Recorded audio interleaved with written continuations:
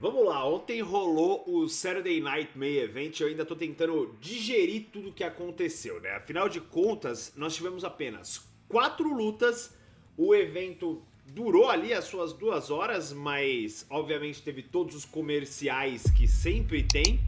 E em cada momento que assim, olha, no começo até que tava as coisas indo bem, mas putz, pode ter sido o pior Saturday Night Main Event que nós tivemos desde o retorno dele, tá?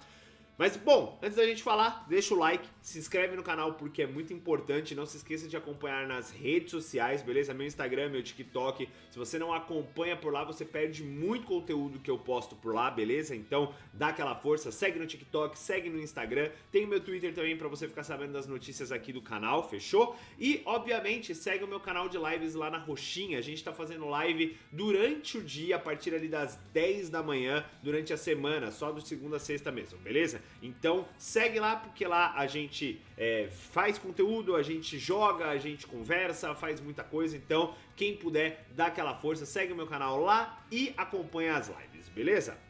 Lembrando que você também pode se tornar membro aqui do canal e você ganha várias recompensas. Entre elas, você participa do grupo de membros do WhatsApp comigo e com os outros membros, beleza? Então quem puder se tornar membro vai poder acessar o grupo de membros diretamente, fazer parte dessa comunidade, fechou? Vamos lá, vamos começar falando a respeito do primeiro combate. Nós tivemos então Randy Orton versus Drew McIntyre, o combate em que a gente tinha ali por definição apenas aquela primícia de que eles vão tentar colocar o Jelly Roll com o Logan Paul pro SummerSlam, beleza? Tanto é que o Jelly Roll tava no corner do Randy Orton, enquanto o Logan Paul estava no corner do Drew McIntyre, tá? Foi um combate relativamente curto. Drew McIntyre começa atacando, dá aquele back suplex no Randy Orton em cima da mesa, né? Faz alguns ataques até o momento em que o Randy Orton reverte a situação, né? E ele inclusive faz o próprio back suplex em cima do Drew McIntyre. No meio dessa brincadeira toda, tinha ali o Jelly Roll e o Logan Paul. Queria até deixar um disclaimer aqui, na verdade,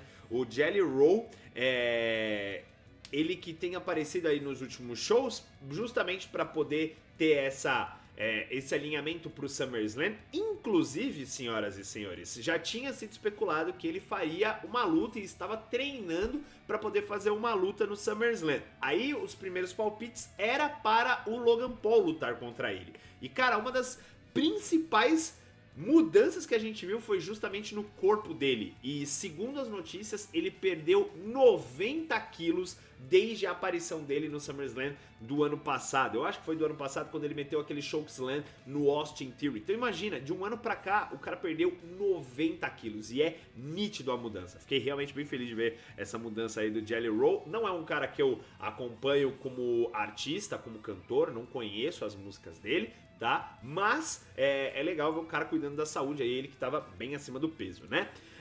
Depois disso, tivemos ali uns ataques do Orton e o Logan Paul acabou atrapalhando ali o Randy Orton e com isso deu espaço pro Drew McIntyre mandar um Claymore, mas o Randy Orton acabou dando kick out. E aí, o Jelly Roll viu que o Logan Paul atrapalhou, foi pra cima. Aí o Logan Paul começa a dar aquelas empurradas no Jelly Roll dá uma só nele e o Logan Paul fica meio bravo com a situação. E aí o Drew McIntyre vai tirar essa situação, é onde tem a abertura pro nosso querido RKO vir e ganhar o combate aí pro Randy Orton, beleza? Então o RKO, na hora que o Drew McIntyre tava levantando ele, porém, senhoras e senhores, o Logan Paul aparece e manda um One Luck Punch em cima do Randy Orton, tá? E começa a atacar ele, e aí o Jelly Roll olha pra essa situação e fala, não, vamos brincar um pouquinho mais. E aí ele vai pra cima do Logan Paul, ataca o Logan Paul, e é onde depois o Logan Paul tenta acertar ele e o Jelly Roll revida, porém é o espaço que o Drew McIntyre tem pra mandar um Claymore em cima do Jelly Roll, beleza?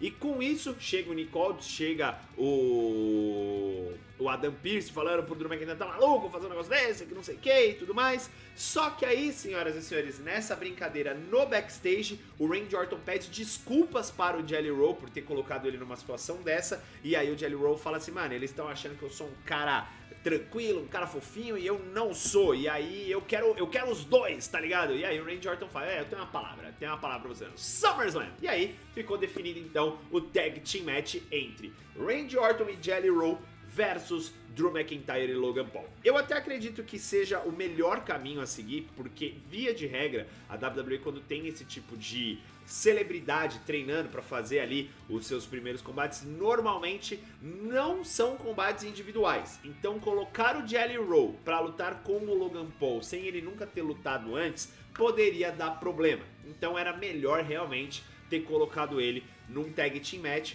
Randy Orton vai conseguir guiar muito bem, o Drew McIntyre também, o próprio Logan Paul, que quando a gente fala sobre wrestling, sobre o Pro Wrestling em si, ele tem mandado muito bem. Então assim, eu acredito que vai ser um combate bem estruturado pro Jelly Roll fazer a sua estreia, tá bom?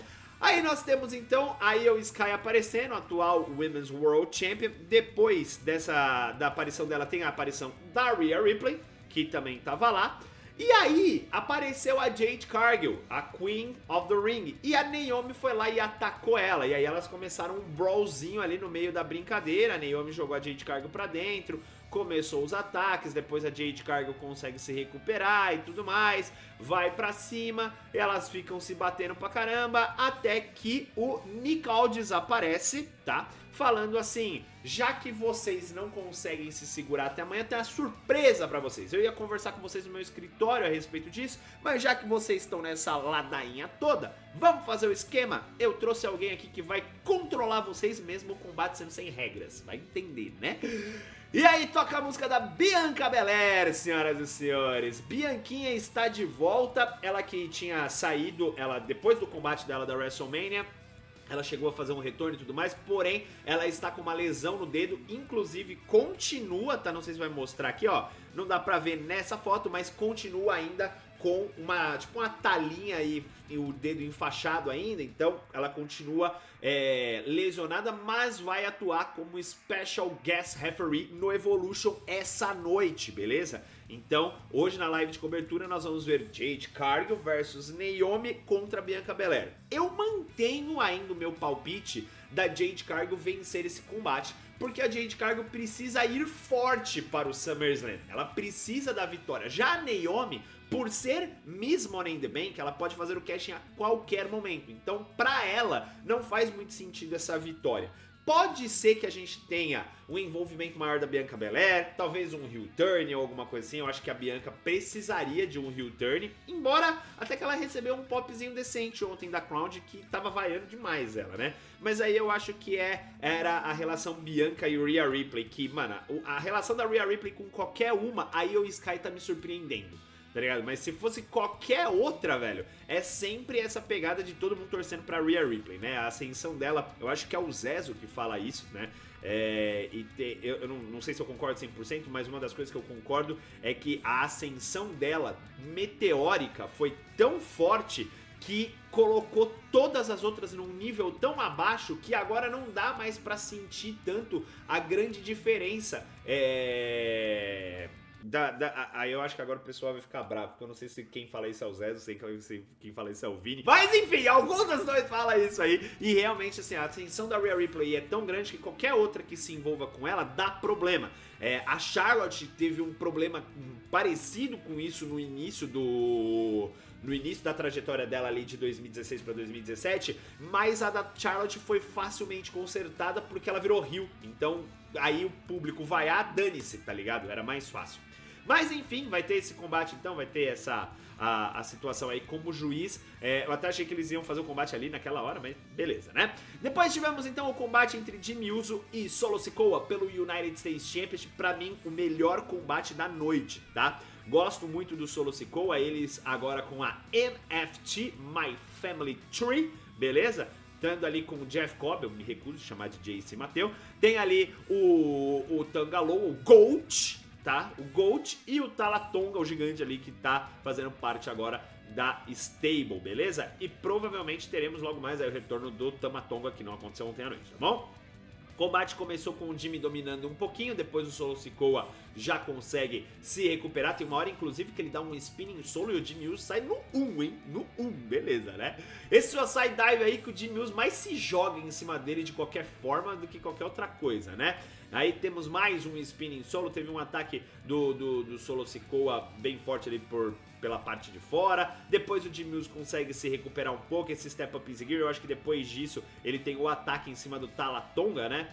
Mas fica aquela situação mais complexa pro Jimmy Uso. Solo Sikoa dominando muito bem a luta. Teve esse German Suplex no apron que eu falei, ó, esse foi bonito, hein? Esse foi bonito. E teve também aí tem a sequência aí do crossbody com o Hip Attack e o Splash, que o Solo Sikoa dá kick out. Depois aí o spinning solo. Tem também um splashzinho mais forte, aí, o super kick, né? E se eu não me engano, não lembro se é o Tangaloa ou se é o Jeff Cobb que coloca o pé dele na corda. E aí depois ele manda ali o Somersault da terceira corda em cima do solo do Jeff Cobb e do Tangaloa, tá? E aí, quando o Jimmy Uso dá o super kick no Tala Tonga e dá o ataque em cima dele no apron, o Solo Sikoa dá um roll-up e o Tala Tonga usa a perna para poder forçar o Solo Sikoa a ficar no pin, algo que os Usos sempre usaram muito no combate deles, principalmente na época ali contra o New Day, né, de um ficar forçando ali a bunda do outro para poder continuar no roll-up, tá?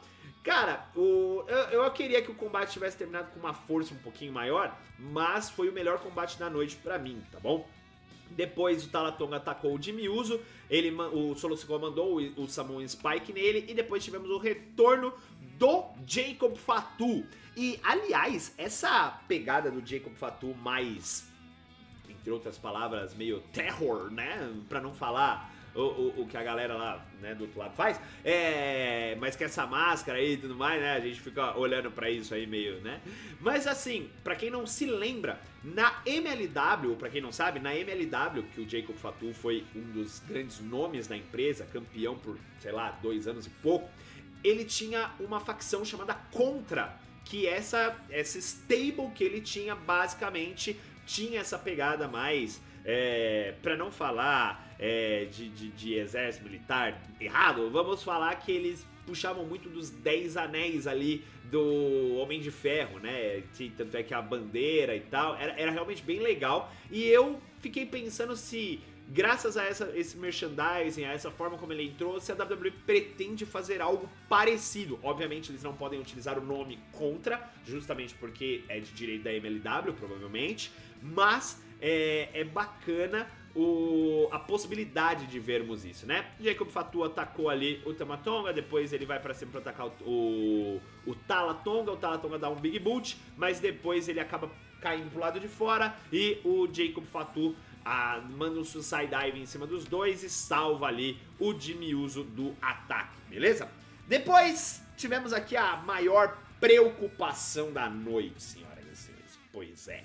Seth Rollins versus LA Knight, combate aí que tava indo muito bem e pra mim seria o melhor combate da noite.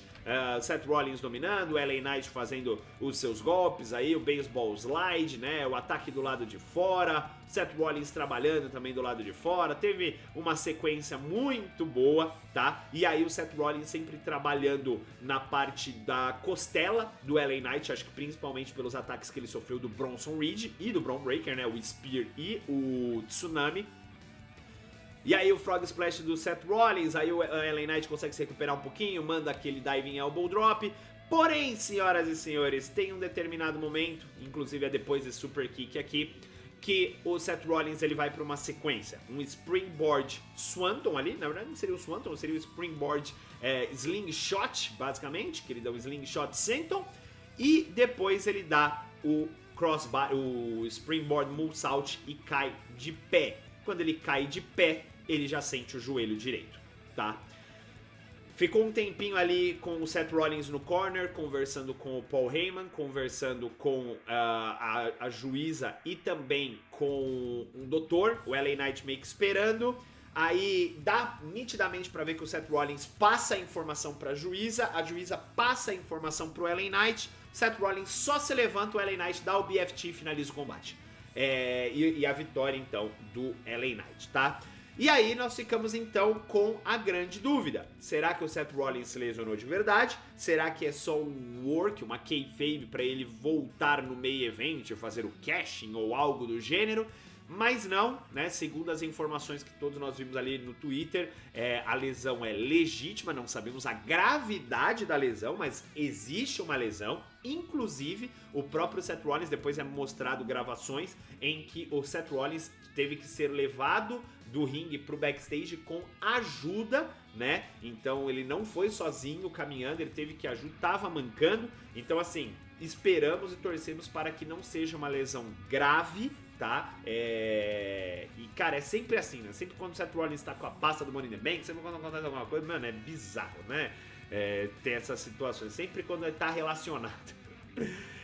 Mas o que me surpreende é que assim, no início do ano passado, quando o Seth Rollins fez aquele combate contra o Jinder Mahal, ele fez exatamente a mesma sequência e machucou igual. Eu só não lembro se foi no joelho da cirurgia ou se foi no joelho direito mesmo, mas se machucou igual. Ele não teve que ficar um tempo fora, ele conseguiu seguir a Road to WrestleMania, conseguiu fazer as duas lutas, mas nitidamente estava lesionado, sentindo o joelho, e depois da WrestleMania ele tira um tempo fora.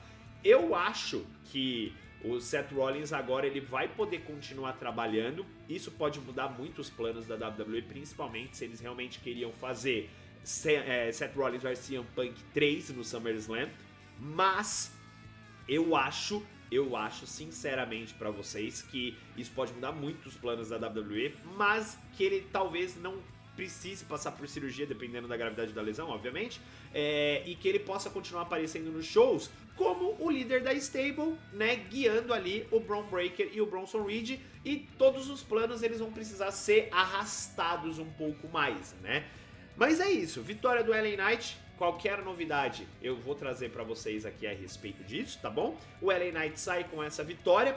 Eu acho que assim, nitidamente Seth Rollins ganharia esse combate, tá? Ia ter envolvimento do Bron Breakker e do Bronson Reed, acabou não tendo. Nitidamente deu pra ver o Seth Rollins passando a informação pra juíza, e a juíza passando a informação pro LA Knight. Logo que o Seth Rollins se levanta, o LA Knight dá o chute, dá o BFT e finaliza o combate. Então, tipo, dá pra ver que realmente as coisas saíram ali do controle, tá? E por último, senhoras e senhores, olha aí o momento em que o Seth Rollins está conversando ali com o juiz, né? Por último, nós tivemos então o combate entre Gunther e Goldberg pelo World Heavyweight Championship. Goldberg fazendo a sua entrada, inclusive quando batem na porta dele lá, ele vem com o filho dele e com vários seguranças que participaram da carreira inteira do Goldberg atuando como segurança. Muito legal isso aí, né? E um destaque aqui que, meus amigos, esse Goldberg aí tem 58 anos e olha o shape do cara, velho. Que absurdo, né, mano? Que absurdo. 58 anos, cara. É um absurdo isso, né?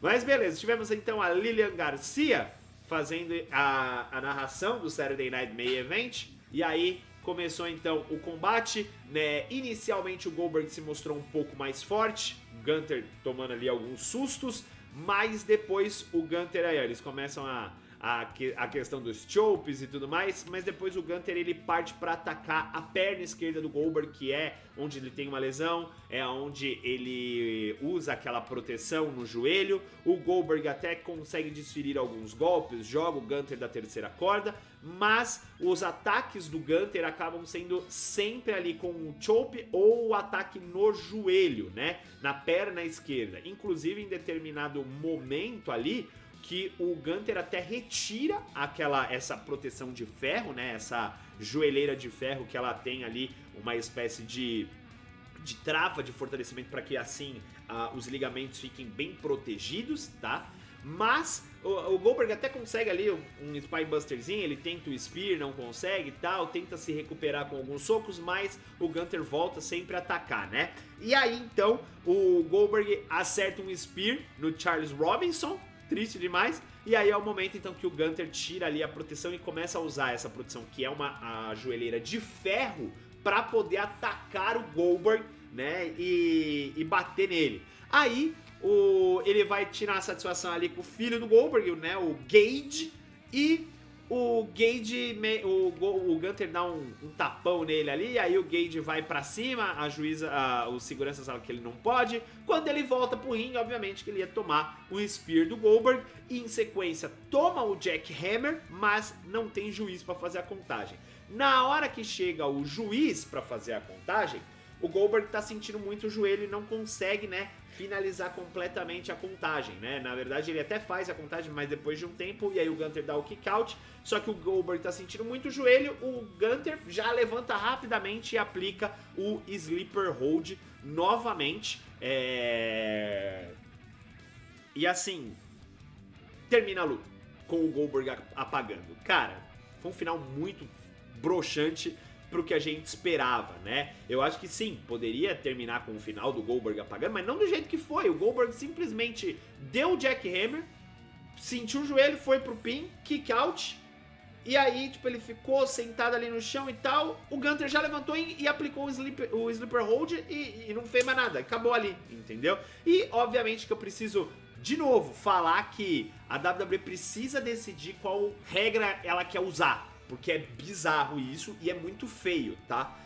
Na luta entre Karrion Kross e Sami Zayn no Night of Champions, o Karrion Kross pegou o Sami Zayn no Cross Jacket, a mão do Sami Zayn caiu 2 vezes e a juíza não deu a vitória pro Kross, né?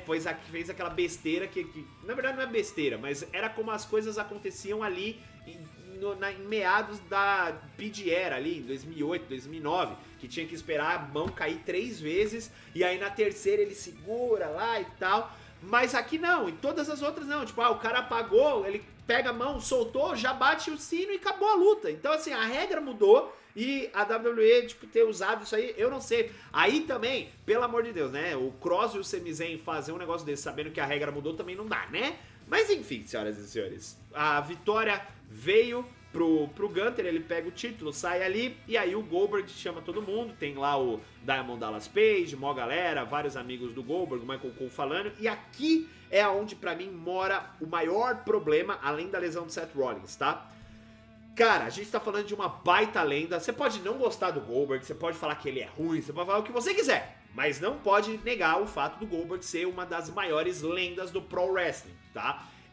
E a forma como a WWE tratou isso, eles colocaram logo no final do combate, quando o Gunther ganhou, eles colocaram um comercial, a NBC colocou um comercial, e o Goldberg, tipo, na hora que voltou, o Goldberg já tá em cima do ringue com o Michael Cole, não vimos nada do que o Michael Cole falou, só vimos o Goldberg fazer um discurso de, sei lá, 30 segundos agradecendo o povo, agradecendo quem tava lá na arena, que amava todo mundo, que não conseguiria fazer nada daquilo sem ele, e já cortou de novo, cara, pra finalizar o programa. Então, assim, provavelmente, uma das coisas que eu falei na live ontem, provavelmente o segmento do Logan Paul com o Jelly Roll durou mais do que deveria.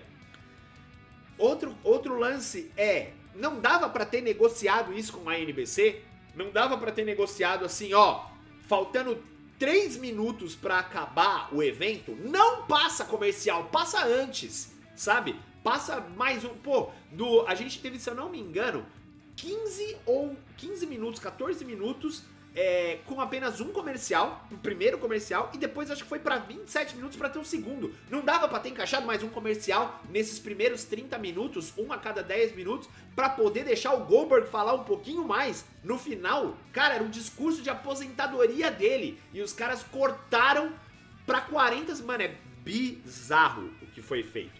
E, via de regra, a WWE parece que não gosta de fazer a aposentadoria dos seus lutadores, né? O Kurt Angle na WrestleMania lá em 2019, perdendo pro Corbin e tal. Eu até entendo o perder pra passar a tocha, né? Mas, nesse caso, ele tinha que ter perdido pro Chad Gable, sei lá. Mas, cara, é bizarra essa situação. Enfim, né? Tivemos aí o discurso, então, do Goldberg, dele...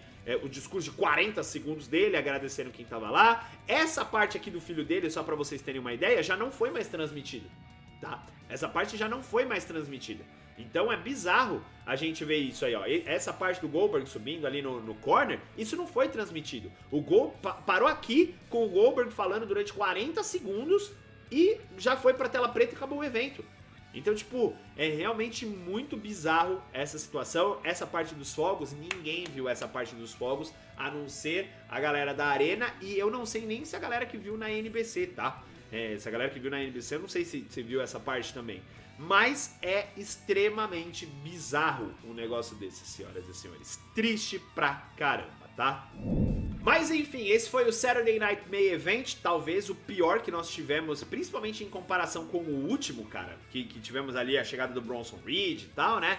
Eu acho que assim, foram 4 lutas, então uma luta a menos. Tivemos uma luta que acabou por lesão, uma luta que acabou muito ruim e cortaram o discurso do Goldberg, que seria no final, sabe? 40 segundos só pro cara poder fazer o discurso dele, bizarro, o discurso de aposentadoria de uma das maiores lendas da luta livre. É bizarro pensar numa situação dessa, entendeu? A melhor luta da noite fica com Jacob Fatu, com Solo Sikoa e Jimmy Uso, tá? E a luta do Orton com o Drew McIntyre realmente só serviu pra gente colocar ali uma nova luta para o SummerSlam, Tag Team Match, então, entre Randy Orton e Randy Orton e Jelly Roll contra Drew McIntyre e Logan Paul, tá bom? Bom, põe nos comentários aí o que vocês acharam do Saturday Night Main Event, se você concorda, discorda, quero saber a opinião de vocês. Não se esqueça de deixar o seu like, de se inscrever no canal aqui embaixo. Não se esqueça também de compartilhar nas redes sociais, isso ajuda bastante, beleza? Se tiver o botão de hype, clica no botão de hype aí também. Não se esqueça também que hoje nós temos live de cobertura do Evolution a partir das 8 da noite, tá? Então, provavelmente ali 7h45 eu já devo estar entrando ao vivo. Beleza? Lembrando que o Evolution é um pay-per-view exclusivamente feminino. Então, se você quiser acompanhar junto comigo, estarei em live de cobertura. Teremos 7 lutas e eu tenho certeza que vai ser um baita do evento, tá? Vai ser um baita do evento e ó, acho que pode ser o melhor evento desde a WrestleMania, ok? Acho que pode ser. Pela qualidade das lutas que a gente vai ter e a entrega, acho que vai ser o melhor evento desde a WrestleMania. Pena que a WWE quis colocar no mesmo final de semana do All-In. Parece que é no mesmo dia do show da Beyoncé que vai rolar, tipo, no quarteirão seguinte. Então vai ser um evento que talvez esteja com bem menos público, que é um problema, né? Mas enfim, senhoras e senhores, nós vamos ficando por aqui. Não se esqueça de fazer tudo que eu pedi aí, deixar o seu like, de se inscrever. Não se esqueça de me seguir nas minhas redes sociais, vire membro se você quiser ajudar o canal. E me segue também lá no meu canal de lives, lá na roxinha, o link tá na descrição, fechou? Valeu, galera, um grande abraço a todos vocês, fiquem com Deus, até mais. Fui!